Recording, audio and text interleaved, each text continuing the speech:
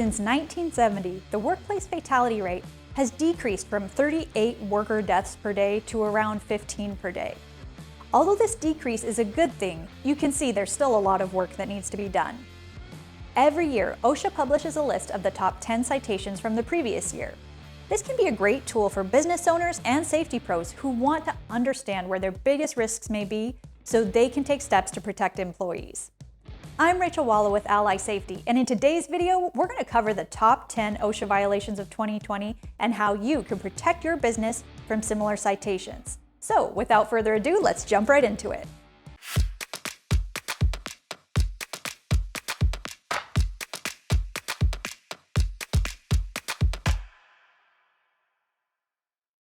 Many of the items in the list of the top 10 OSHA violations can exceed $13,000 per citation.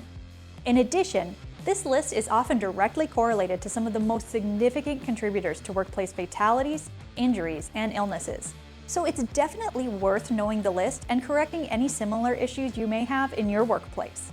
I'm interested to hear your thoughts on this list, so let me know in the comments below how it lines up with your expectations and experience.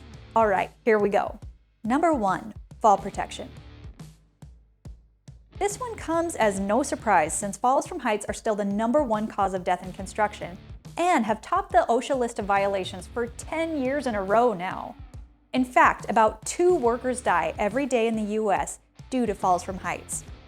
Of those fatalities, 54% of people didn't have access to fall protection equipment, and another 23% did have access to equipment but chose not to use it. We all need to work together to change that statistic.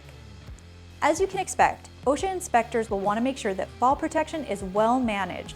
You can do this by having a solid training program, fall protection equipment, and clear expectations for employees. Also, remember, fall protection plans and fall rescue plans are critical. We have many of these programs and templates available at allysafety.com. We'll even give you 50% off if you use the code OSHA 2020. Number 2, hazard communication. The Hazard Communication Program is the OSHA standard that gives employees a right to know about the hazardous substances in the workplace. Check out this video to learn more about it. What employers often miss here is providing training, having copies of safety data sheets available, labeling containers, and having a written HazCom program. Number 3, respiratory protection.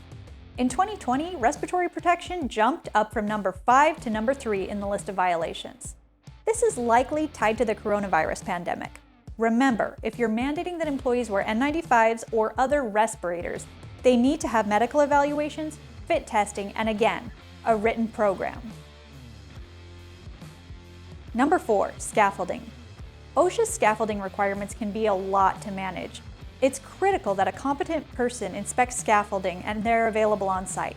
In addition, get everyone trained in proper scaffold use and make sure that you have the right fall protection systems in place. Remind the people who assemble scaffolds of the proper height for guardrails and cross bracing. Make sure installation is managed correctly and that scaffolds can support the necessary weight.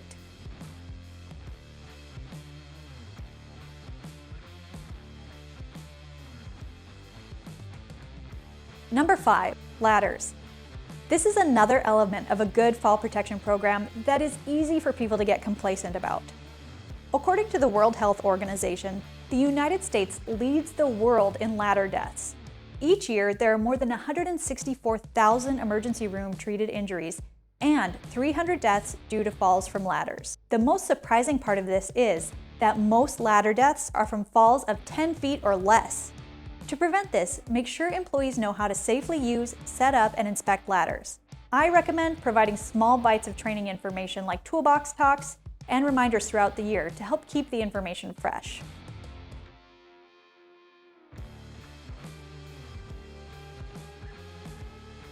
Number 6, Lockout Tagout, also known as the control of hazardous energy. OSHA's Lockout Tagout standard is pretty involved, and it takes a knowledgeable workforce to comply. However, when something goes wrong with lockout, it quickly turns into a life and death situation. Of the average 175 machinery-related deaths in manufacturing per year, around 43 to 76% of those are due to lockout issues.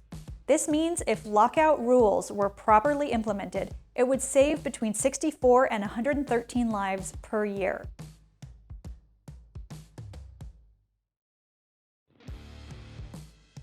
Additionally, electrical hazards cause more than 300 deaths and 4,000 injuries each year among the US workforce. Electrocution is still 6th among causes of workplace deaths in America.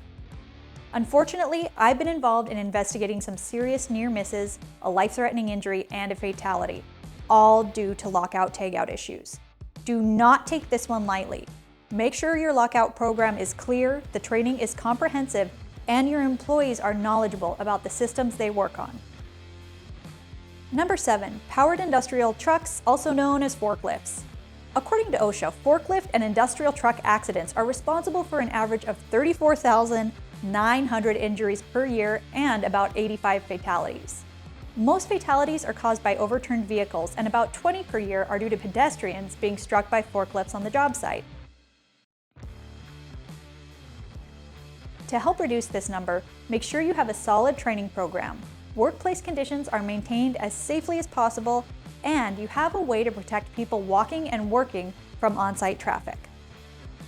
Number 8, fall protection training requirements. Are we starting to get the idea that falls from heights are a big deal? Yeah, so here again, there are thousands of violations every year due to employees not having adequate training for work at heights.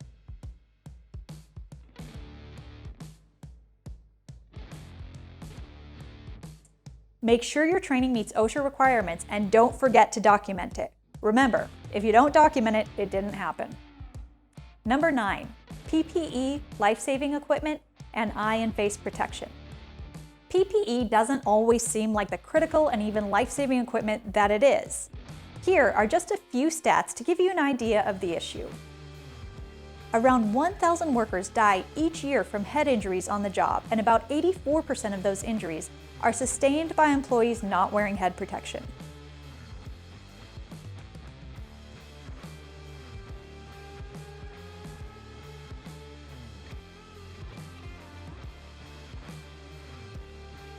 Three out of every 5 eye injuries at work occur when employees are not wearing eye protection.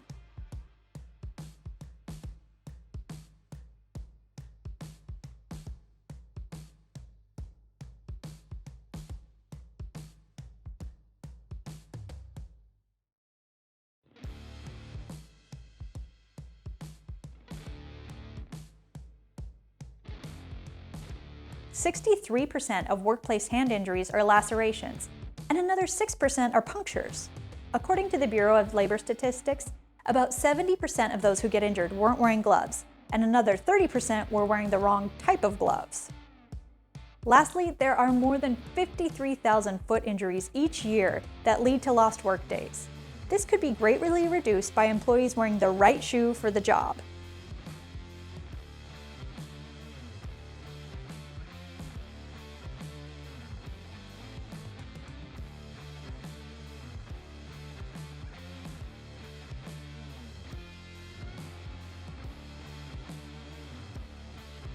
To choose the right PPE, you need to have a documented hazard assessment and a written PPE program. This is actually fairly simple and is just about making sure that you have the right gear for the job. Train employees on the proper care and use of equipment, and it will really help to reduce these injuries. Number 10, machine guarding. More than 34,000 people annually have a lost time injury due to machine guarding. This includes 18,000 amputation, laceration, crushing injuries, abrasions, and over 800 deaths. Pretty rough, right? OSHA has a good machine guarding e-tool, which I'll link in the description below, that you may find helpful in preventing these types of injuries. And that's it for your list of the top 10 OSHA violations of 2020. Now that it's 2021, don't forget, there were also over $3 million worth of OSHA violations issued in 2020 for failure to protect employees due to the pandemic. So remember to maintain your virus precautions in 2021. I hope this video helped to give you some insight into the top OSHA violations of 2020 and what you can do to prevent your workplace from becoming a statistic. If it did, please hit that like button. And if you'd like to see more videos like this, please hit that subscribe button. Remember to check out the safety resources at allysafety.com to get yourself the documentation you need. Until the next time, I'll see you guys later.